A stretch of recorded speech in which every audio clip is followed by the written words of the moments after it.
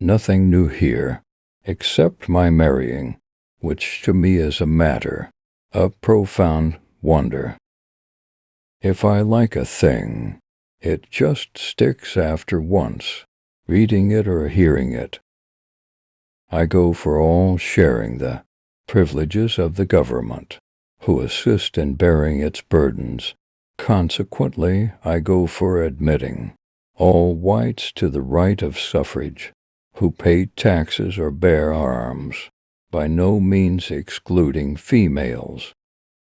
Concede that the new government of Louisiana is only to what it should be, as the egg is to the fowl.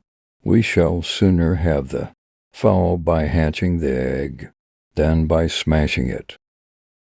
I have always hated slavery, I think, as much as any abolitionist. I have been an old line Whig. I have always hated it, but I have always been quiet about it until this new era of the introduction of the Nebraska bill began. A private soldier has as much right to justice as a major general. I perhaps ought to say that individually I never was much interested in the Texas question. I never could see much good, to come of annexation inasmuch as they were already a free Republican people on our own model. I believe this government cannot endure permanently, half slave and half free. The people know their rights, and they are never slow to assert and maintain them when they are invaded. I should like to know if, taking this old Declaration of Independence, which declares that all men are equal upon principle, you begin making exceptions to it, where will you stop?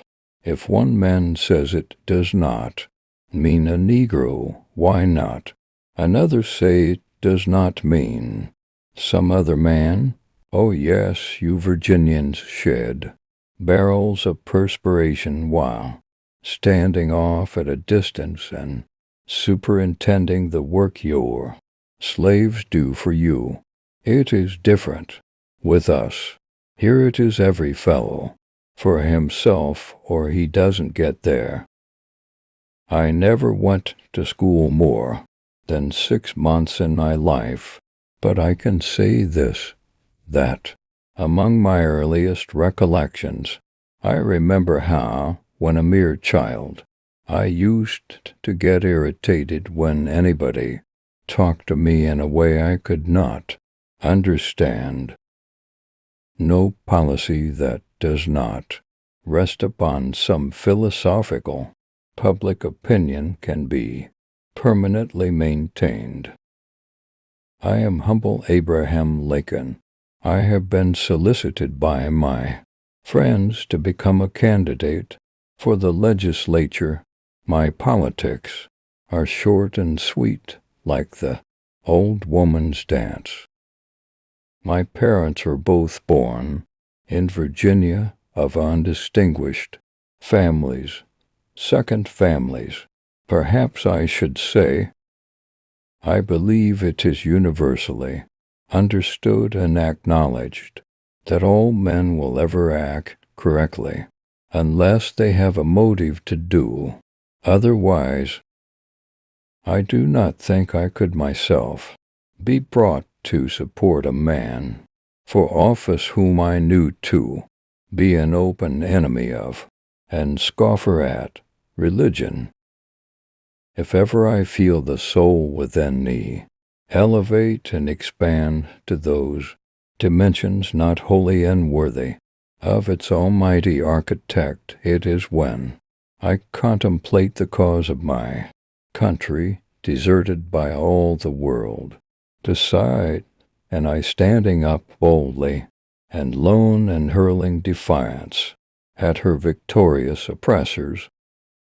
Why was the amendment expressly declaring the right of the people to exclude slavery, voted down plainly enough now. The adoption of it would have spoiled the niche for the Dred Scott decision. If I were to try to read, much less answer, all the attacks made on me, this shop might as well be closed for any other business. I have said 100 times, and I have no inclination to take it back, that I believe there is no right and ought to be no inclination in the people of the free states to enter into the slave states and to interfere with the question of slavery at all. I have said that always,